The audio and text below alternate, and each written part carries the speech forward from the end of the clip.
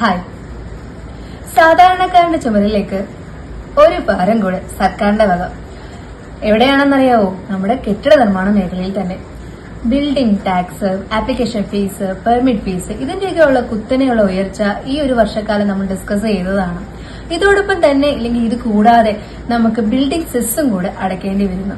ഇപ്പൊ തന്നെ പല ആൾക്കാർക്കും ഒരു നോട്ടീസ് വന്നിട്ടുണ്ടാവും, ബിൽഡിംഗ് സെസ് അടയ്ക്കണമെന്ന്. നമ്മൾ ഓൾറെഡി വീട്ടിൽ താമസിച്ചുകൊണ്ടിരിക്കുന്ന ആൾക്കാർക്കായിരിക്കും കൂടുതലും വന്നിട്ടുണ്ടായിരിക്കുക. അപ്പൊ അതിനെ കുറിച്ചാണ് നമ്മൾ ഇന്ന് ഡിസ്കസ് ചെയ്യുന്നത്.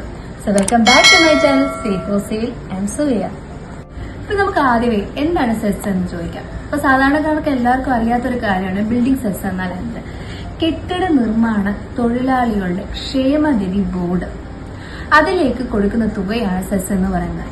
കേരള സർക്കാർ തന്നെയാണ് കൊടുക്കേണ്ടത് ആ വെൽഫെയർ ബോർഡിലേക്ക്.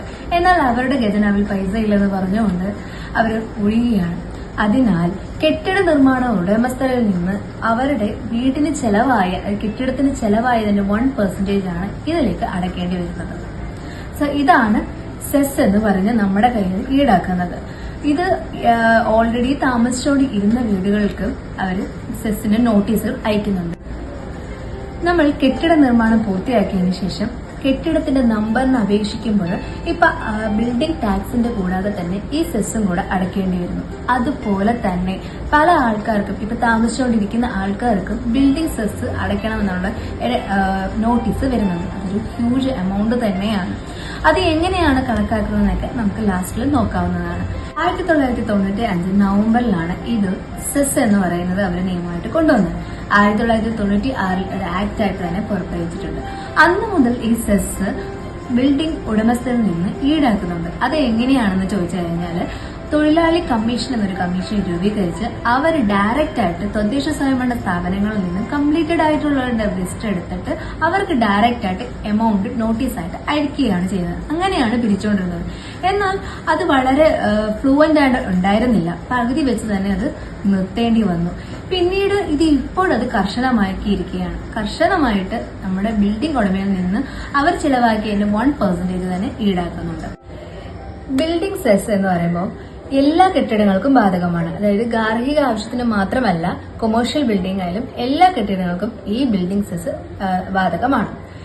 ഇത് എങ്ങനെയൊക്കെയാണ് ഈടാക്കുന്നതെന്ന് വെച്ചാൽ കെട്ടിടത്തിന്റെ കാലപ്പഴക്കം, അതുപോലെ ചെലവായ തുക, അതായത് പ്ലിന്റ് ഏരിയ, അതിന്റെ അടിസ്ഥാനത്തിലാണ് ഈ കെട്ടിടത്തിന്റെ സെസ് ഈടാക്കുന്നത്. അതൊരു സ്ലാബായിട്ട് തന്നെ അവർ തിരിച്ചിട്ടുണ്ട്.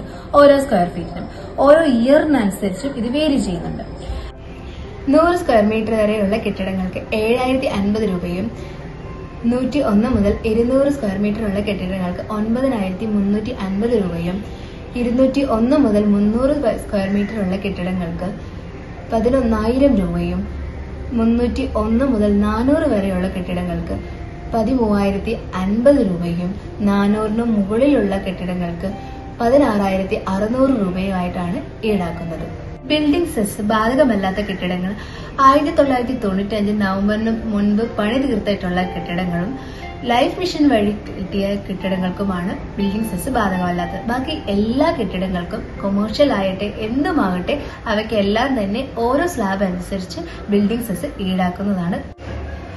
ബിൽഡിംഗ് സെസ്സിനെ കുറിച്ചും അതിന്റെ നോട്ടീസ് അയക്കുന്നതും അതിനെ ഈടാക്കുന്ന തുകയെക്കുറിച്ചൊക്കെ നിങ്ങളുടെ അഭിപ്രായം എന്താണ് താഴെ കമന്റ് ബോക്സിൽ എഴുതുക.